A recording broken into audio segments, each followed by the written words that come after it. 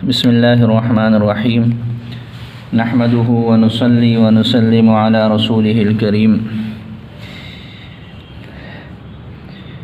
مثال یعنی وہ معطل کلمہ، وہ کلمہ جس میں حرف علت ہو اور وہ فا کلمہ میں ہو تو اس کو مثال کہتے ہیں۔ مثال کے قوانین میں سے ایک قانون عدتن کا قانون ہے۔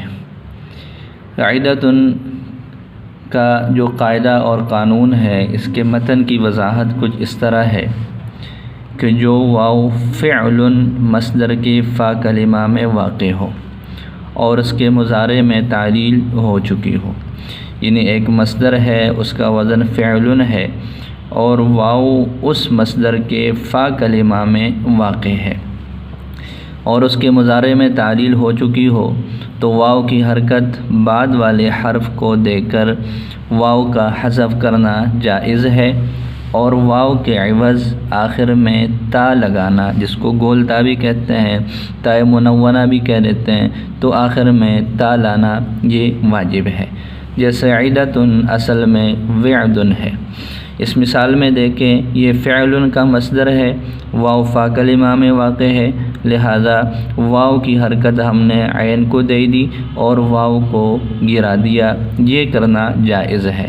لیکن جب ہم واو کی حرکت ما بعد کو دے کر واو کو گرا دیں تو پھر اس کے عوض آخر میں تا لگانا یہ واجب ہو جائے گا۔ تو اس کے اندر جو شرائط ہیں، شرائط میں سب سے پہلی بات یہ ہے کہ جی وہ مصدر ہو جس کلمہ میں ہم بحث کریں گے۔ دوسرا، وہ مصدر جو ہے وہ فعل کے وزن پر ہو، اور تیسری شرط یہ ہے کہ فا کلمہ میں واو واقع ہو، واو ہو اور وہ واو فا کلمہ میں ہو۔ تیسری کے بعد چوتھی شرط یہ ہے کہ اس کے مضارع میں تعلیل ہو چکی ہو، یا بھی یوں کہہ دیں کہ اس کا مضارع معلل ہو۔ جب یہ شرطیں پائی جائیں تو ان شرائط کے پائے جانے کے بعد پھر یہ قاعدہ جو ہے وہ جاری ہو سکے گا۔ اس کی شرائط کی طرف اگر ہم دیکھیں تو اس کی شرائط میں یہ باتیں پائی جا رہی ہیں کہ جی وہ مصدر ہونا چاہیے، فعل ہونا چاہیے، واو جو ہے وہ فا کلمہ میں ہونا چاہیے اور معلل ہونا چاہیے۔ لہٰذا جو مصدر نہیں ہے، جیسے اس کی مثال ہم وطرن سے لے سکتے ہیں، وزرن سے لے سکتے ہیں۔ اگلا مسئلہ یہ ہے کہ جی اس کا وزن وہ فعل ہو، لہٰذا وصل ہو گیا یا وصال ہو گیا، یہ فعل کا وزن نہیں ہے۔ واو جو ہے وہ فا کلمہ میں ہو، لہذا یہ ایک کلمہ ہے لیون، یہ اس سے خارج ہو جائے گا۔ اگلی شرط یہ ہے کہ جی مضارع معلل ہو، لہذا وسم ایک مصدر ہے جس کا مضارع جو ہے وہ یوں آتا ہے یوسمو، اس میں تعلیل نہیں ہو چکی، لہذا اس کو وسم نہیں پڑھیں گے، اس کو سمتن جو ہے وہ نہیں پڑھ سکتے۔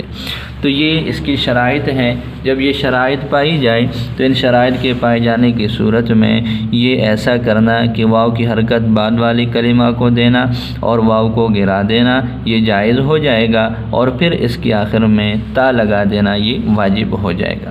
اب ہم اس کی تعلیل کرتے ہیں کہ اس کی تعلیل کرنے کا کیا طریقہ کار ہے۔ تعلیل میں ہم اسی کو لے لیتے ہیں عدتن کو۔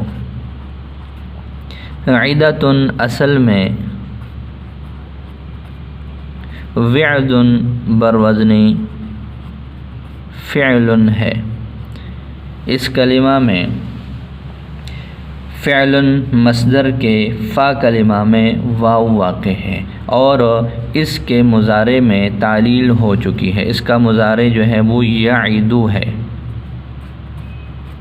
تو حالت واقعہ اس کی ہو جائے گی کہ فعل مصدر ہے، اس کے فا کلمہ میں واو واقع ہے اور اس کے مضارع میں تعلیل ہو چکی ہے۔ اور قاعدہ یہ ہے کہ جب واو فعل مصدر کے فا کلمہ میں واقع ہو اور اس کے مضارع میں تعلیل ہو چکی ہو تو پھر واو کی حرکت ما بعد والے کو دے کر واو کی حرکت ما بعد کو دے کر واو کو گرا دینا جائز ہے، اور پھر اس واو کے عوض آخر میں گول تا لگا دینا یہ واجب ہو جائے گا۔ تو اس طرح یہ وعدن سے یہ کلمہ بن جائے گا عیدتن۔ یہ عیدتن کا قانون ہے، یہ اس کا طریقہ کار، اس کی شرائط، اور یہ اس کے جو ہے وہ اجرا کا طریقہ ہے۔ اللہ تعالیٰ سمجھ آتا ہے۔